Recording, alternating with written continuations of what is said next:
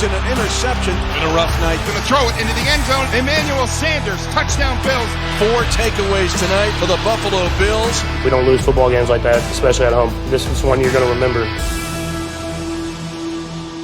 Welcome to NFL Live, presented by Windows 11. Monday Night Football coming your way with the Ravens and the Colts. We'll get to that later as we'll have a live report in just moments. But Josh Allen finally did it, guys. He beat the Chiefs. More on Bills Chiefs coming soon. Plus, the reason here some people feel better about the Bengals than the Packers after yesterday. Mina Kimes, Marcus Spears, Dan Orlovsky, Adam Schefter will be with you shortly.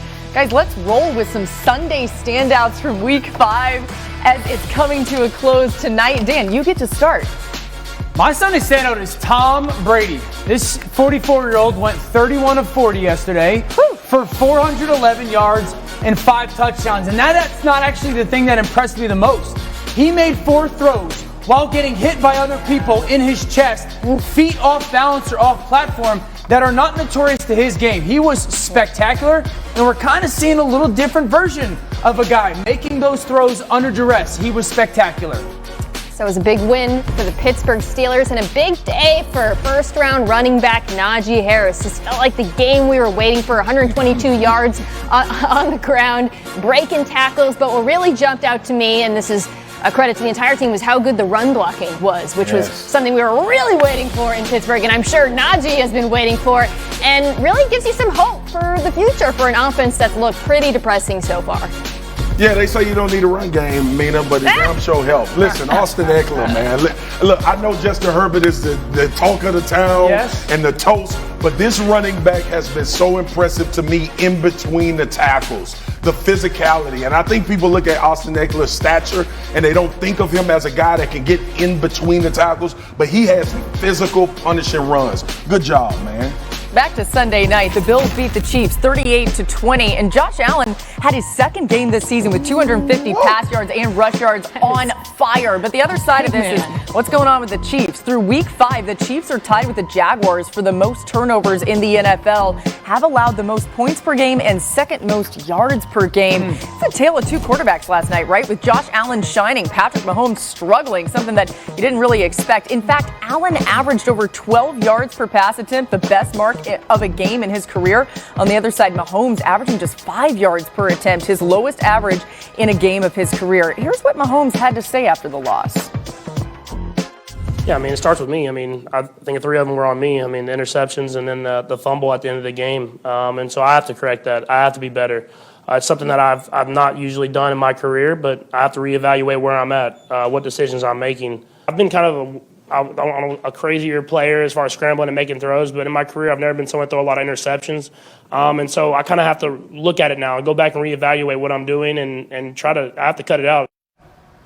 So much maturity from him. And Dan, you heard him say there he's going to reevaluate himself, but what stood out to you about the difference we saw in both his performance but also in the Bills? Yeah, I'd say for Patrick, watch the game and then rewatch the game, and it looks like a quarterback that's trying to score 21 points every play because he knows his defense is really bad. And you can see like the pressure that he feels of, I got to try and go be perfect, because there were some completions out there and you're like, why are you forcing it there? Why are you forcing it there? You haven't done that all year. Yeah. And so that's the thing for me. It's like the pressure to try and score so many points because he knows he's got to score 40 to have a chance. Now the Bills defense, they played in that too high shell, and we heard it all night of too high, too high, too high. And I want people at home to understand it's not like too high and there's easy completions.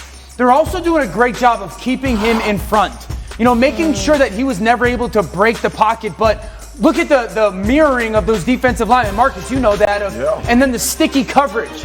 But the too high zone wasn't just, hey, drop back in zone. It's really like a too high Tampa 2, but we're then get a match. Or quarters match. Or catch. You know, I said there wasn't a lot of space between the receivers and the Bills defenders. And so while it is zone, it wasn't like there were a ton of easy completions, and that's the thing that the Bills did a nice job of defensively. They weren't going to expose themselves to a ton of man, but they also weren't going to give a lot of easy stuff to the Chiefs and Patrick with completions. I am so glad you said that, because I felt like, I don't want to say the narrative, but there was a bit of a storyline coming out of last night. Oh, playing the Chiefs, play too high, just sit back. And first of all, that playbook has been out there for 2 years now, you've seen defenses take that approach towards trying to stop the Chiefs. But the way the Bills did it stuck out to me for a number of reasons, one of which was the sticky coverage, especially on third down. They were playing a ton of man, and you saw from the broadcast angle Patrick Mahomes running around. What you didn't see was that nobody was open because the quarterbacks and safeties were all over them in their hip pockets.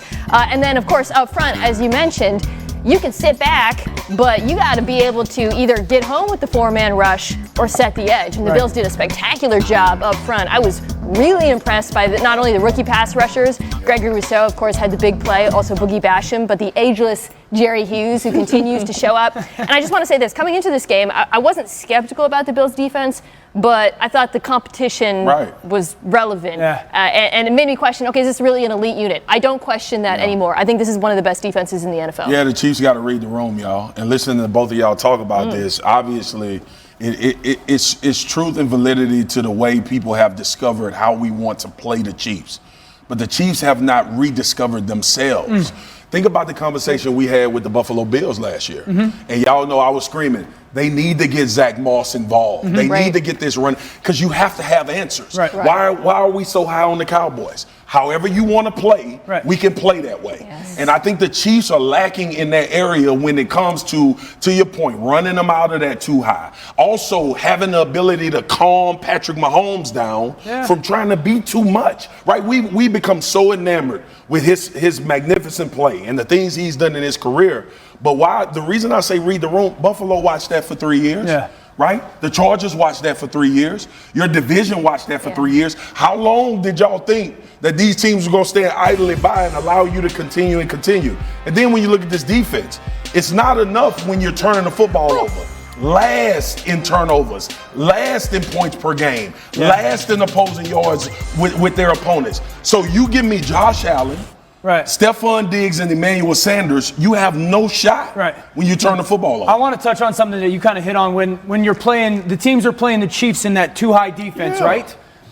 They need to realize the only thing that they can do. Now, I'm not talking when they're playing the Eagles, in all due respect. When you're playing teams that are legit on defense, you got to run them out of it. And that's the kind of thing that you said is you got to, and I would love to see the Chiefs next time put both their tight ends on the field, put Patrick under center and go, you know, because you talk, the Bills have kind of changed the way that they play offensively versus teams. And it feels like the Chiefs haven't done that yet. You got to run teams out of it. And then, you know, when we're talking about the Bills defense, I will say the thing that helps them play that shell defense, they're giving up 3.7 yards per carry when they play zone defense. Their front four, you know, it's easy to go, our front four will stop the run. You know, I think that's something that the Chiefs have really got to be critical about when it comes to themselves. What do you mean run them out of it, though? You got to. They are asking you to run. They are saying, here you go, Kansas City. And it can't just be, we're still going to live in shotgun RPO. Boom. You know, Got it. There's a little bit of that. But there's got to be the mindset, the Brandon Staley mindset, and hopefully everyone paid attention to last week. We are going to go out and be physical and challenge you to tackle us, so you have to get the extra guy down there. How would you rank the teams in the AFC now? Oh, God. Oh, Lord. Bills won. I'll start there. We'll talk about, well, gosh, after tonight, we'll see where the Ravens fall. Right now, I would say it's between the Ravens probably for that two spot. It's remarkable that the Ravens are in the conversation, by the way. Right, considering their injuries. Yeah, all right, I think the Chargers have to be at 2, though. I think they have to. Yeah, okay. Revisit. You agree? They just held the Chiefs to 20 points. Yeah, all right. So let's check in at the Domino's pregame headquarters with Lisa Salters ahead of tonight's Monday Night Football matchup between those Ravens we're just talking about and the Colts. Lisa, usually a 5-yard run on the final play of the game isn't very important, right? But last week we had one that was, because Baltimore needed it to tie an NFL record of 43 consecutive games with at least 100 yards rushing set by the 1970 Steelers. It was a play that raised a few eyebrows and Vic Fangio's blood pressure. What are the Ravens saying about that play and what it sets up them for tonight? Yeah, Laura, this is how it went down. Lamar Jackson said he didn't even know about the streak until last week when Broncos head coach Vic Fangio got so upset when Baltimore called a run play with 3 seconds left instead of taking a knee, and he did that just to extend that streak. Ravens offensive coordinator Greg Roman said he realized late in the game that they were just 3 rushing yards short of 100. So he started asking his offensive players, particularly the linemen, if we get the ball back, do you want to go for this? And he said they all had the same response. Heck, yeah. So with 100 yards on the ground tonight, the Ravens will set a new NFL record of 44 consecutive games. The streak began when Lamar Jackson took over as the starter back in Week 11 of 2018, and he's led Baltimore's ground attack since then. But Jackson told us, it's not about me. This streak is about us as a unit, our whole offense. And Jackson said it would definitely be cool to break that record tonight and have everyone on our offense as part of the record book. Yeah, Laura? It's something to watch for sure. And Lisa, I guess on the other side, no defense likes to be the one to surrender a record to an opposing offense. Yeah. Are the Colts saying anything about shutting down the Ravens' 100-yard rushing party tonight? Yeah, well, Lamar Jackson may not have been aware of the rushing streak last week, but the Colts certainly know about it this week. We asked linebacker Darius Leonard if his defense wants to be the team to keep Baltimore from breaking the record. He said, I'm a defender. What do you think? Leonard said that the goal every week, of course, is to stop the run like they did in last week's win over the Dolphins, holding Miami to just 35 rushing yards. But Leonard also said that Baltimore's rushing streak isn't the focus. It's not going to be the focus tonight. He said they can get 1,000 rushing yards as long as we get the W. But a key piece of the Colts' run defense will be out tonight. Rookie defensive end Kwity Paye will miss his second consecutive game, Laura, because of a hamstring injury. Oh, man, as you said that, Lisa, everyone's face here kind of went, ooh, something to definitely watch out for tonight as we see you on Monday Night Football with the guys. That's coming up in about 4 hours, a little bit less than that, actually. Thanks, Lisa, for joining us here. We got a whole lot more coming your way on this Monday on NFL Live. How about them Cowboys again? We're talking about another week of consistency out of the Cowboys. That'll make Marcus Spears clear his throat. What made Dak's performance MVP worthy? That's for Swagoo. Plus, coming up later on NFL Live, we're talking about the craziest fourth quarter inning we've seen in some time. How someone on our crew found the perfect word to describe Justin Herbert. Adam Schefter on the other side of this break, and pregame HQ is brought to you by Domino's. Probably for that two spot. Yeah. It's remarkable that the Everybody else Ravens are in the conversation, by the way. Right, considering their injuries. Yeah, All right, I think the Chargers have to be at 2, though. I think they have to. Yeah, okay. Revisit. You agree? They just held the Chiefs to 20 points. Yeah, all right. So let's check in at the Domino's pregame headquarters with Lisa Salters ahead of tonight's Monday Night Football matchup between those Ravens we're just talking about and the Colts. Lisa, usually a 5-yard run on the final play of the game isn't very important, right? But last week we had one that was, because Baltimore needed it to tie an NFL record of 43 consecutive games with at least 100 yards rushing set by the 1970 Steelers. It was a play that raised a few eyebrows and Vic Fangio's blood pressure. What are the Ravens saying about that play and what it sets up them for tonight? Yeah, Laura, this is how it went down. Lamar Jackson said he didn't even know about the streak until last week when Broncos head coach Vic Fangio got so upset when Baltimore called a run play with 3 seconds left instead of taking a knee, and he did that just to extend that streak. Ravens offensive coordinator Greg Roman said he realized late in the game that they were just 3 rushing yards short of 100. So he started asking his offensive players, particularly the linemen, if we get the ball back, do you want to go for this? And he said they all had the same response. Heck, yeah. So with 100 yards on the ground tonight, the Ravens will set a new NFL record of 44 consecutive games. The streak began when Lamar Jackson took over as the starter back in Week 11 of 2018, and he's led Baltimore's ground attack since then. But Jackson told us, it's not about me. This streak is about us as a unit, our whole offense. And Jackson said it would definitely be cool to break that record tonight and have everyone on our offense as part of the record book. Yeah, Laura? It's something to watch for sure. And Lisa, I guess on the other side, no defense likes to be the one to surrender a record to an opposing offense. Yeah. Are the Colts saying anything about shutting down the Ravens' 100-yard rushing party tonight? Yeah, well, Lamar Jackson may not have been aware of the rushing streak last week, but the Colts certainly know about it this week. We asked linebacker Darius Leonard if his defense wants to be the team to keep Baltimore from breaking the record. He said, I'm a defender. What do you think? Leonard said that the goal every week, of course, is to stop the run like they did in last week's win over the Dolphins, holding Miami to just 35 rushing yards. But Leonard also said that Baltimore's rushing streak isn't the focus. It's not going to be the focus tonight. He said they can get 1,000 rushing yards as long as we get the W. But a key piece of the Colts' run defense will be out tonight. Rookie defensive end Kwity Paye will miss his second consecutive game, Laura, because of a hamstring injury. Oh, man, as you said that, Lisa, everyone's face here kind of went, ooh, something to definitely watch out for tonight as we see you on Monday Night Football with the guys. That's coming up in about 4 hours, a little bit less than that, actually. Thanks, Lisa, for joining us here. We got a whole lot more coming your way on this Monday on NFL Live. How about them Cowboys? Again, we're talking about another week of consistency out of the Cowboys. That'll make Marcus Spears clear his throat. What made Dak's performance MVP worthy? That's for Swagoo. Plus, coming up later on NFL Live, we're talking about the craziest fourth quarter inning we've seen in some time. How someone on our crew found the perfect word to describe Justin Herbert. Adam Schefter on the other side of this break, and Pregame HQ is brought to you by Domino's. Not in Baltimore, thought he was. He's at the Seaport. Anyway, Adam, what's the latest out of Pittsburgh when it comes to injuries? Laura, Juju Smith-Schuster dislocated his shoulder during yesterday's win over the Denver Broncos. He's going to undergo surgery later this week that's expected to sideline him about 4 months, which in all probability will end his season, which means the Pittsburgh Steelers lose one of Ben Roethlisberger's most reliable targets. Juju Smith-Schuster looks like he will not play again this season. As for the Kansas City Chiefs, they suffered a handful of injuries last night. Tyreek Hill, minor knee injury, should not miss any time. Clyde Edwards-Helaire, sprained MCL, should miss a few weeks. We'll see how that works out with him. But Darrell Williams would figure to be the replacement in the backfield.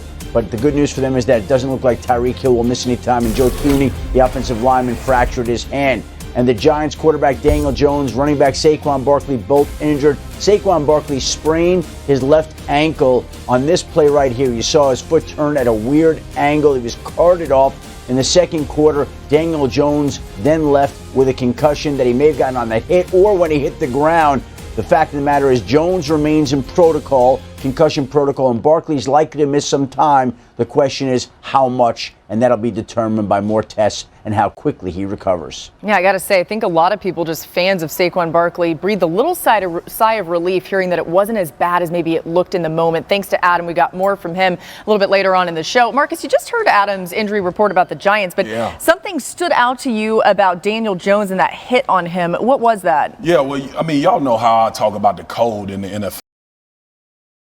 A lot, like the respect for guys' livelihood, and I thought it was a great gesture that Kurtz made after Daniel Jones was concussed. You see here Jabril Cox making a tackle, a really good tackle, and it was just an unfortunate situation for DJ because he's been playing well.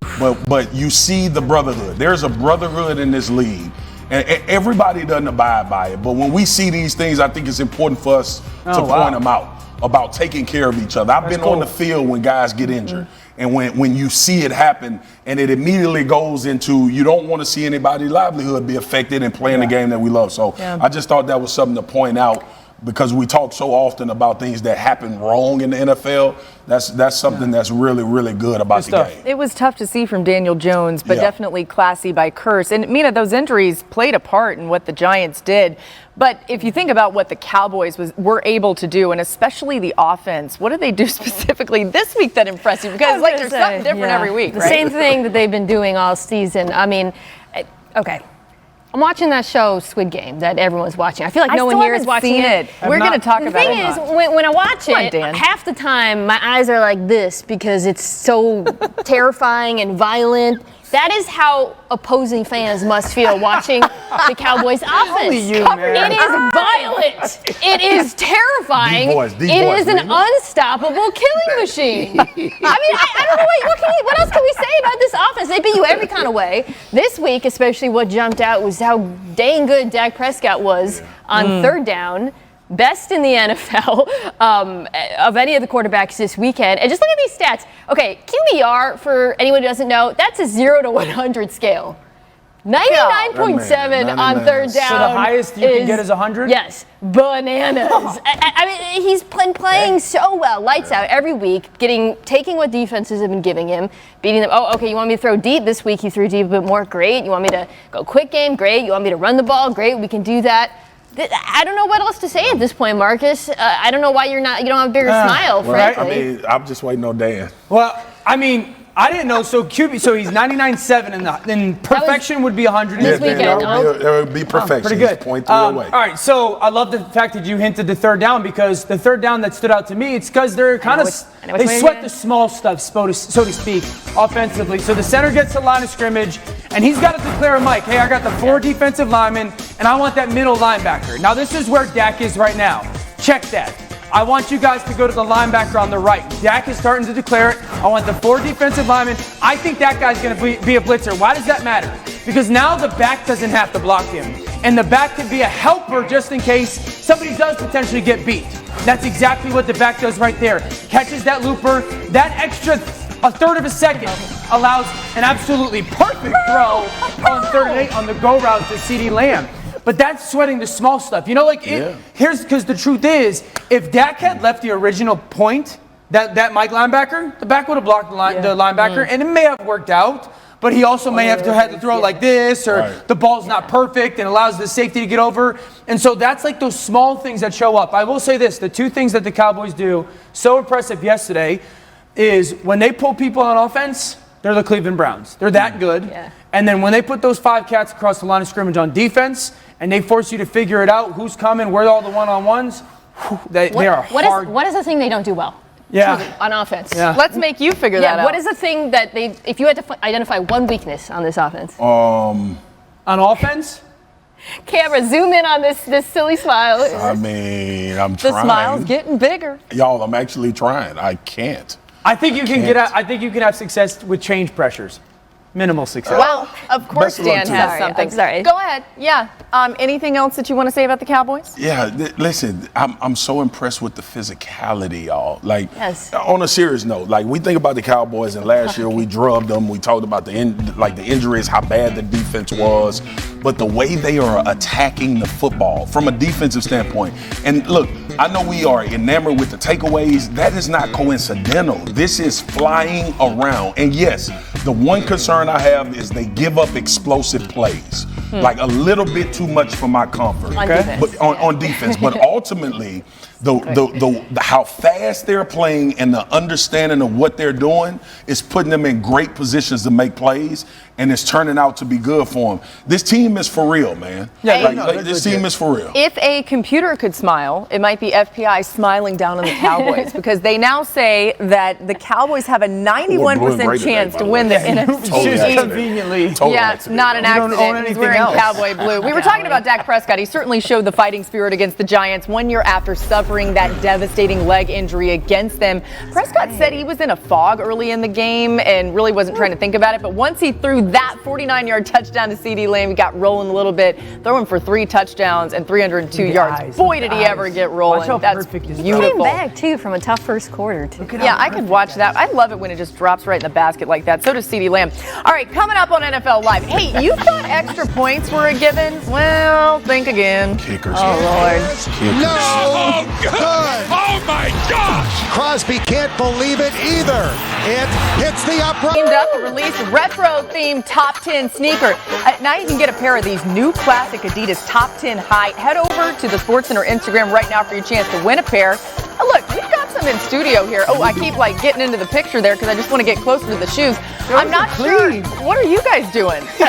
We're being models. We models. Oh, but you're okay, so you're modeling with the shoes? Yeah, the only model you would ever be is a shoe model. Are you saying I have good shoes? Wow. Hey. All right, go ahead. You're learning. That was weird.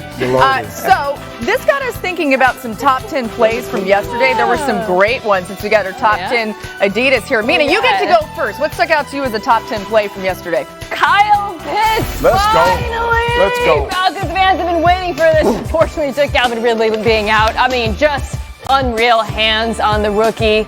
Matt Ryan, the connection's already there. Hello, he looks like he did in college, right? It'd be nice to see him get some more targets. I realize it's the Jets, but I'm telling you, some of his catches were tightly covered. The hands. The hands. The deep boys. Deep boys' hands. Who's this? Said Wilson, listen, man, this is crazy good. The concentration, the ability to stay in bounds, Dak throwing a seed where only his guy can catch it. But hey, everybody, America, if number one, Cedric Wilson played for the Kansas City Chiefs, he would be their absolute number 2 receiver. Oh, wow. Yeah, okay. Well, how about this? I'm picking Kadarius Toney and this unbelievable catch down the sideline.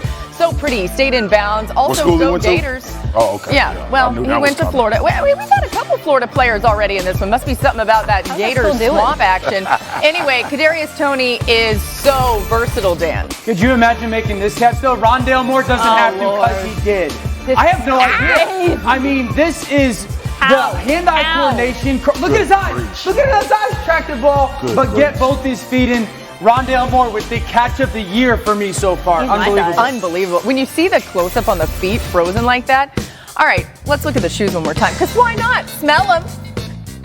Those he really did want to smell because no one's worn them. Who did he size 14 and a half? Y'all gonna make these in the 15? Did they smell good? Anybody? You're going to squeeze your foot in that 13. Somebody. All right. I could look at this all day, but let's get to our not top 10 because there's a nominee from the Bengals Packers with a combined 5 missed field goals in the last 3 minutes of regulation and overtime before Mason Crosby finally made a 49-yarder in overtime to give the Packers a 25-22 win over the Bengals. This is just wild, guys. We were like, man, this must be historic. Well, it was. Sunday's game between the Packers and Bengals marked the first since the 1970 merger that 2 teams combined to miss 5 field goals in the fourth quarter and overtime, and all of them were go-ahead attempts. I almost said offenses because it was kind of it was offensive. Mina, I know this wouldn't hurt you because you are a fan of kickers in general, but let's just get past that because despite all the drama with the kickers, there was a lot going on in this game. What was your biggest takeaway from what was a close game between the Bengals and the Packers? I'm a fan of Justin Tucker, not kickers in general. Okay, excuse me, I misspoke. Let's get that right. Yeah, so this was, first of all, my biggest takeaway was that the Bengals should have won this, and my colleagues will get to that. From the Packers' point of view, I mean, their approach to offense is basically build the entire plane out of Devontae Adams. Yeah. And it worked. And the thing is, that's kind of been the offense a lot of this season. It's been this endless question with the Packers. Do they have a reliable number 2? Can it be Robert Tonyan, perhaps, or Alan Lazard? But in this game in particular, I mean, Adams was targeted on like 50% of Rodgers' passes. In fact, the entire season across the NFL, he leads all wide receivers in target share. I think Cooper Kupp is second after him. And this is why this is so incredible to me. Everybody knows this. Yeah. Everybody at home knows this. Everybody on the opposing defense knows the ball is going to 17. Yeah. That's what I'm going to say. Like, it doesn't matter. Like, you say, okay, you should leave Devontae Adams is open. He's not open. Right. Yeah. He's being doubled. You see safeties cheating over to him. Yeah. He's getting jammed. At times, when Chidobe Awuzie in particular was covering him, he was covering him tight. It's good defense. Yeah, and sticky. It doesn't matter with Devontae Adams. And to me, that's what really stood out about the Packers' performance. It was like, all right, throw the ball to 17. Yeah, I would say the 3rd and 16 that he has the completion, Rodgers to Randall Cobb, is one of the best throws I've ever seen him make. And that I've seen him make 100 of. That's the best throw I've ever seen you make, Aaron. Honestly, though. Is he watching? You talking to You're like addressing him. I walked away from that game feeling better about Cincinnati than I did Green Bay. That's my honest take.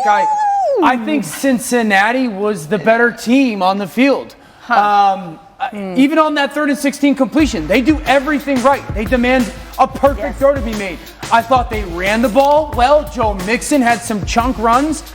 Joe Burrow was unbelievable outside of 1 or 2 decisions. Jamar Chase was the 2nd best player on the field, third outside of Rodgers and Devontae.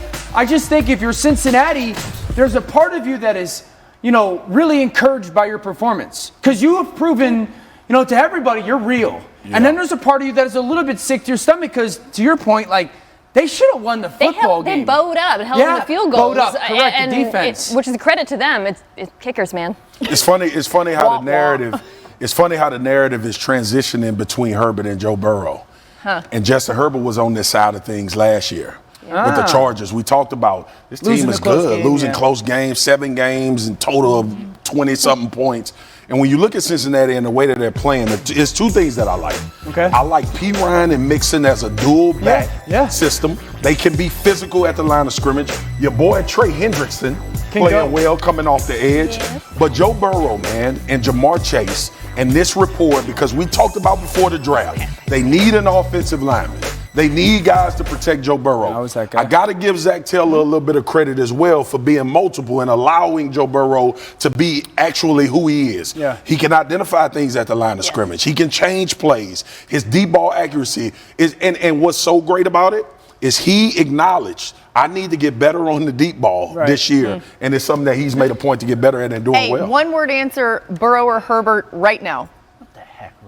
Sorry. Herbert. That's changed for me. Herbert, I can't. After yesterday, I can't. It's Herbert, but Bengals fans, we are optimistic about the future of your team, so don't get mad at us. Yeah, I meant right now, so it's fine. Like we'll now. We'll Like answer that like tomorrow and see if it changes. Watching the Bengals feels good. Hey, there's so much more coming your way on NFL Live. The Colts are headed to Baltimore to take on the Ravens tonight. We're picking the game next. Marcus just changed his mind. He picked Burrow. Does Carson Wentz superfan Dan pick the Colts or Ravens? That's next. Shefty's back too. Oh, man, he's still playing. You're watching NFL Live. Gamo is in his 6th season as head coach of the Kent Island Bucks and recently secured his 100th victory as head coach. So congratulations to Coach Ferragamo for being the high school coach of the week. Hey, let's check back in with Adam Schefter ahead of tonight's Monday Night Football game. Adam, it was a wild start to the season for the Ravens and their running backs with injury. What are you hearing about that group now, though? What's interesting, Laura, is that the Ravens, who had to scramble to sign running backs after they lost J.K. Dobbins, Gus Edwards, and Justice Hill to season-ending injuries, have gotten inquiries within the last week about other teams interested in trading for one of their running backs, which really tells you how quickly and how well the Ravens have been able to patch together a backfield in light of all those injuries, that some of their players are now in demand elsewhere. Now, we'll see whether or not they make a deal. Who knows if it ends up happening, but going into tonight's game, the Baltimore Ravens did not activate Le'Veon Bell off the practice squad, so he will not play tonight, which means Tyson Williams could get another chance tonight. They'll lean on Devonta Freeman, and of course they'll lean on Latavius Murray, and the team also activated Miles Boykin, the former wide receiver, off the injury reserve list, so he'll be playing tonight for the first time this season. Yeah, it's interesting, Adam, as you were saying that, Mina said, well, I hope those other teams know that they don't get the Ravens run game with those running backs. And to that point, the Ravens running backs ranked 7th in the league